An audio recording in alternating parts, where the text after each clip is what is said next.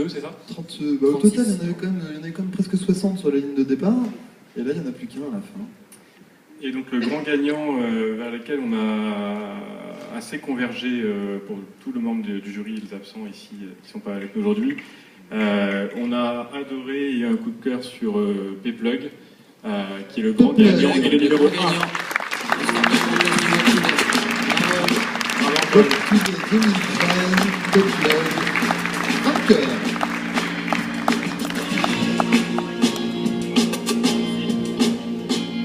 Bon, merci à tous. On est très honorés, au nom de l'équipe de Pplug, c'est super, merci au jury. Vraiment merci. On est d'autant plus honorés que toutes les startups qu'on a vues ici étaient de top niveau, les gens que j'ai rencontrés étaient vraiment super. Merci à l'équipe de Pplug qui me regarde, je pense. J'ai une super équipe, Camille, mon associé, et toute l'équipe de Pplug. J'ai beaucoup de chance de les avoir, donc c'est aussi grâce à eux. Voilà, merci aux organisateurs, merci à tout le monde, c'était vraiment super. Et donc un petit message à tous les professionnels qui sont dans la salle, aux auto-entrepreneurs, aux artisans, aux autres entrepreneurs, aux associations, à tous ceux qui ne prennent pas encore la carte. Voilà, pour accepter les paiements par carte, allez sur pplug.fr, créez-vous un compte en 1 minute et vos clients pourront vous régler par carte. Voilà. Merci à tous. Alors pourquoi ce choix? C'est pas que le niveau d'anglais, il y a d'autres facteurs qui ont pesé, on en reparlera après. Honnêtement, le coup de cœur, il porte sur 3 points. Un, c'est l'opportunité, parce que le mobile est au cœur de nos vies, le paiement autour du mobile est au cœur de nos vies, donc ça c'est juste d'un point de vue marché, il y a une opportunité qui est colossale. Ce coup de cœur, par rapport au marché, il est lié aussi à la taille du marché que vous pouvez adresser.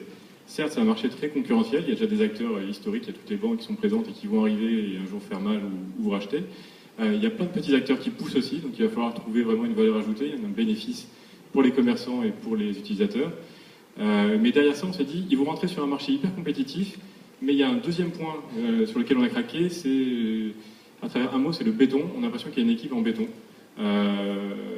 Parce que cette équipe-là, elle est avec des profils assez hétérogènes. Elle a des profils qui ont un peu de bouteille, et vous avez eu, on était très rassurés par la capacité d'analyse qui a été réalisée. C'est un marché qui est compliqué, le marché bancaire qui est extrêmement réglementé.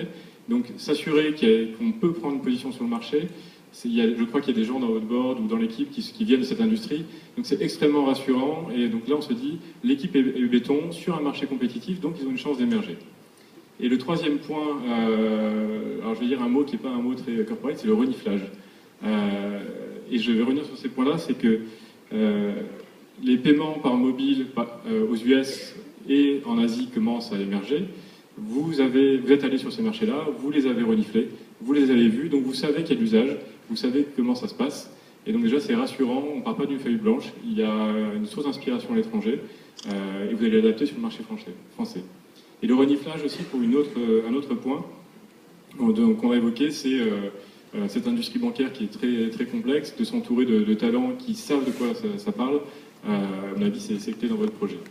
Et alors le conseil, ou plutôt le point sur lequel on a pas mal discuté, c'est votre capacité ensuite de rollout, de déploiement.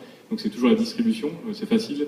Quand vous lancez un produit, vous avez d'un côté, il faut adresser tous les marchands de France et d'un autre côté tous les Français, qui on attaque en premier? Comment on fait en sorte que la sauce prenne et qu'on amorce la pompe? C'est la grande question. Et donc là, on pense qu'il y a vraiment un point d'attention qu'on a un peu évoqué lors des questions, qui est de dire est-ce qu'on est focus sur les commerçants ou sur les utilisateurs. Je fais une parenthèse d'une seconde, un retour d'expérience. Sur Wengo, quand on s'est lancé, Wengo est un site qui met en relation des professionnels et des clients. Quand on s'est lancé, on était très contents parce qu'on avait 6000 professionnels sur le site. Donc dans le marché de l'intermédiation, on était hyper rassurés. Mais on n'avait pas de clients. Super. Après, on a eu un client.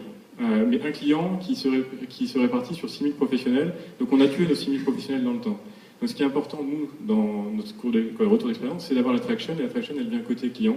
Et il faut générer la demande. Et ensuite, les commerçants, ils vont voir qu'il y a une opportunité de revenus et venir et adhérer au projet. Donc en tout cas, voilà, good luck, attention à ce point-là. Et vraiment félicitations à tous. Merci. Bravo,